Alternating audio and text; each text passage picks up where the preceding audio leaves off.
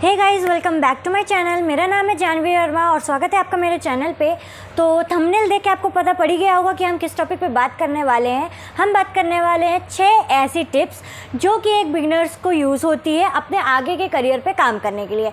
तो फिलहाल जो बच्चे 9th 10th 11th 12th या उससे पहले क्लासेस के भी हैं, उन पर हम बताएंगे कि आपके आने वाले पेपर्स के लिए आपको कैसे प्रिपरेशन करनी चाहिए। उसके लिए 6 टिप्स मैं आपको दूंगी जो कि बहुत ही यूज़फुल होती है और जो कि सब यूज़ करते हैं।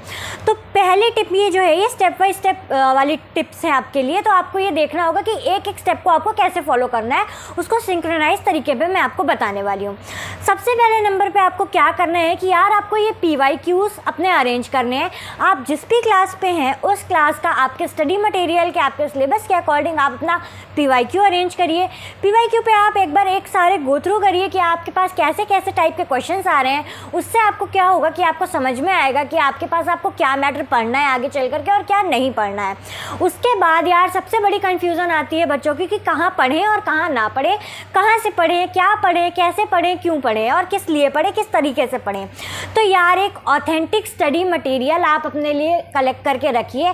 वो आपके ऊपर डिपेंड करता है कि आप किसके पास से ले रहे हो, कहाँ से ले रहे हो, आपके टीचर्स दे रहे हैं या आप अपने सेल्फ नोट्स बना रहे हो, आप क्या कर रहे हो, वो आपका हेडेक है। लेकिन एक स्टडी मटेरियल आपको अपने लिए कलेक्ट करके रखना है।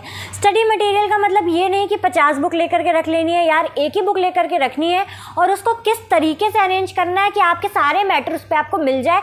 लास्ट मोमेंट में यार ये नहीं होना चाहिए कि आप एक टॉपिक के लिए इधर भाग रहे हो, उधर भाग रहे हो या फिर नेट से ढूंढ रहे हो, वो वाली चीज़ नहीं। उसके बाद यार बात करते हैं कि आपको अपने मैटर एक बार या तो अपने टीचर्स से या तो अपने कोचिंग क्लासेस वगैरह जो भी है आपका उससे, या फिर जो आपके यूट्यूब की क्लासेस है उससे एक बार पढ़ करके रखनी है। बुक पढ़िए, आप यूट्यूब से क्लास देखिए, टीचर्स से पढ़िए, क्लास अटेंड करिए, कोचिंग करिए, डजेंट मैटर, एक बार आपको उसको पढ़ करके रखना ही है। अगर आपने अभी तक नहीं पढ़ा है तो फटाफट से जा करके यूट्यूब पे क्लास देखिए, सबसे ईजीएस्ट मेथड। उसके बाद यार जो भी क्लास आपने करी है, एक तो आप अपने क्लास के नोट्स बनाइए, ठीक है। कीवर्ड्स पे नोट्स बनाने का ये मतलब नहीं होता है कि यार आप पैराग्राफ पे लिखे जा रहे हो। कीवर्ड्स पे अरेंज करो, कीवर्ड ऐसे बनाओ कि आपको याद रहे कि उससे अब आप इतने बड़े हो गए हो कि आपको ये पता होना चाहिए कि आप अगर कीवर्ड लिख रहे हो तो उससे आप सेंटेंस फ्रेम कैसे कर सकते हो। इंग्लिश फोकट में नहीं पढ़ाई जाती है, आपको आना चाहिए सेंटेंस फ्रेम कैसे करना है। नहीं आता है तो सीखो, वो आपकी प्रॉब्लम है, वो किसी और की प्रॉब्लम नहीं है। और अगर इस तरह से आप सेंटेंस बैठ के बनाने लग जाओगे तो वो मतलब कोई मतलब नहीं है ना आपका इतने साल से पढ़ने का, ठीक है। तो let's come to the point कि अगर आप अपने शॉर्ट नोट्स बना रहे हो तो उसको कीवर्ड्स में बनाओ, बहुत यूज़ पे आते हैं। कीवर्ड्स ऐसे रखो कि एक पैराग्राफ पढ़ो तो उस पैराग्राफ की ज़रूरी नहीं है कि आपको सारी लाइन्स इंपॉर्टेंट लगेंगी। अगर वो 8 लाइन का पैराग्राफ है तो हो सकता है मुश्किल से उसमें आपको केवल 4 कीवर्ड हो जो आपको मिले, उसके अलावा वो आपको सेंटेंस याद रखना है कि ये आपने किस लिए किया था, ठीक है। इस तरह की चीज़ें हो जाती हैं। फिर इसके बाद जब आपके नोट्स हो जाएं तो इनको संभाल करके रखो, ठीक है। ये लास्ट मोमेंट पे बहुत काम आते हैं। उसके बाद रट्टा मारो, याद करो, समझो, डजेंट मैटर, आपको जो करना है करो, लेकिन इन कीवर्ड्स को आपको किसी भी कीमत में याद रखने हैं।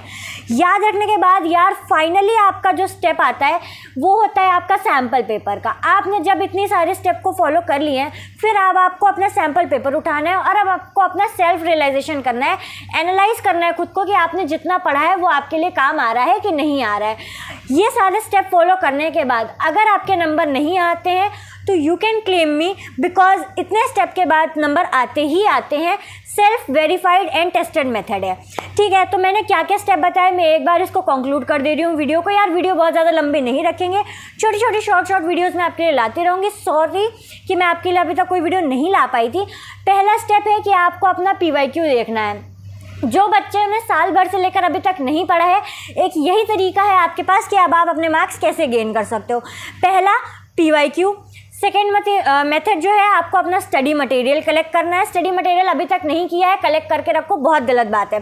तीसरा मेथड, आपको उसकी क्लास लेनी है, ठीक है। चौथा है आपका टिप कि आप उसके जो भी आपने क्लास ली, स्टडी मटेरियल किया, कुछ भी किया, बुक पढ़ा, इधर एनीथिंग, आप लाइब्रेरी से करो, आप खरीदो, आप कुछ भी करो, शॉर्ट नोट्स आपके होने चाहिए। ये आपका फोर्थ है।